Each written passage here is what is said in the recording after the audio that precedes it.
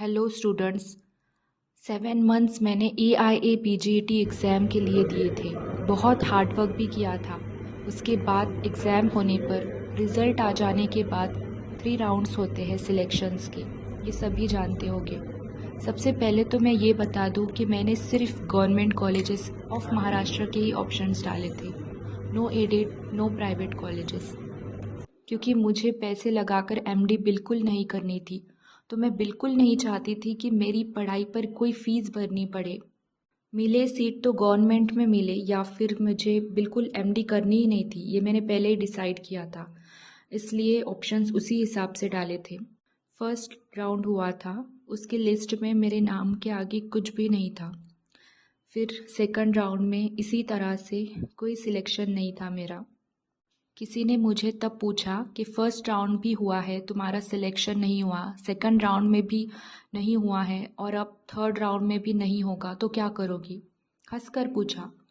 गुस्सा नहीं आया मुझे, लेकिन एक बात मैंने उनको बोली थी कि एक इंसान का पूरा बिजनेस जल जाए, ख़त्म हो जाए, पूरी मेहनत पर पानी फिर जाए और वो इंसान नेक्स्ट डे होप के साथ ये कहे कि it's just a little thing for me, I will do it again.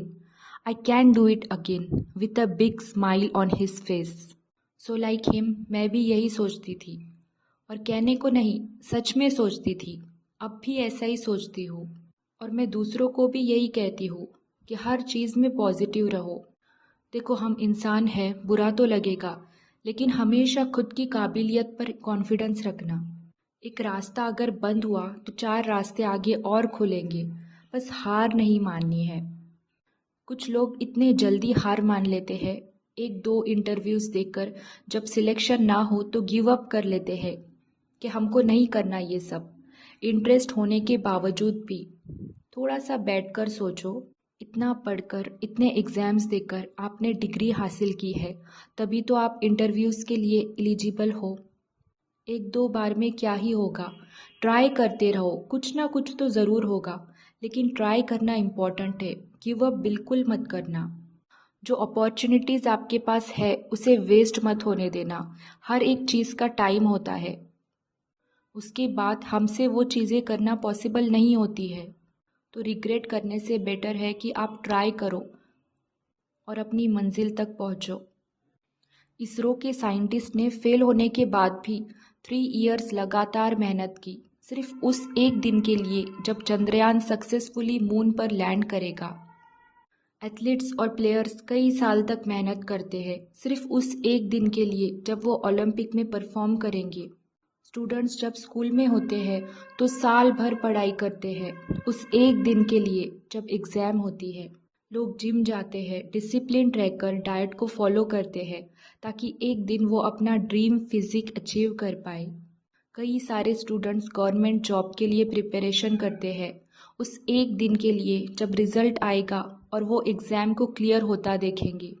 हर इंसान अपनी ज़िंदगी में स्ट्रगल्स करता है, बहुत मेहनत करता है, सिर्फ उस एक दिन के लिए।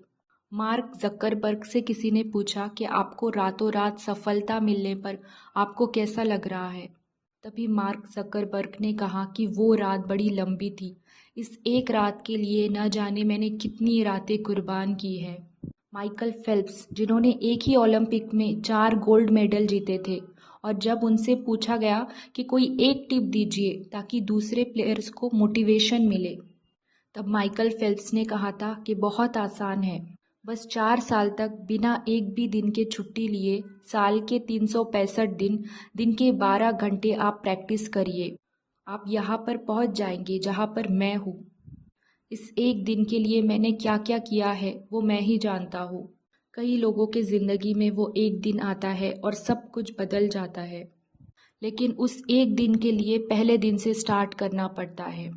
जो लोग ये कहते हैं कि मैं किसी दिन से स्टार्ट करूँगा, उनका किसी दिन कभी नहीं आएगा। जहाँ आप हो वहीं से शुरू करो, जो आपके पास है उसी से करो, जो आप कर सकते हैं वो करो और पहले दिन से करो।